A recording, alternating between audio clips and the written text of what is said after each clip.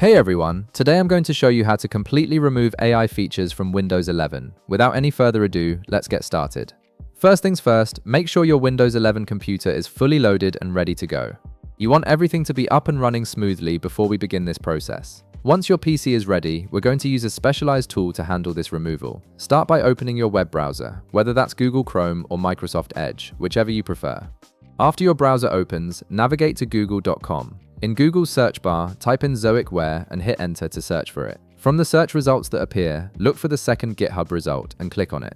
This will direct you to the instruction page where you'll find everything you need. You're now on Zoicware's GitHub repository page, which contains the tool and instructions for removing AI features from your system. Now, scroll down through the page until you find the section labeled How to Use.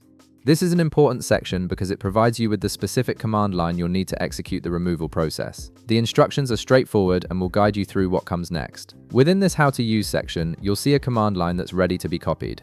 Go ahead and copy this command line. This command is what will actually trigger the removal process for AI features on your Windows 11 system, so make sure you've copied it correctly. With the command copied, click on the Start button to open your Start menu.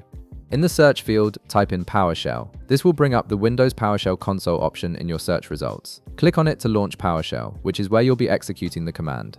Once the PowerShell console window opens, simply paste in the command line you copied earlier from the GitHub page. After you've pasted it in, press Enter to execute the command. The tool will now begin the process of removing AI features from your Windows 11 system. And that's it. You've successfully initiated the removal of AI features from Windows 11 using Zoicware. If this video helped you out, be sure to leave a like, subscribe, and I'll see you in the next one.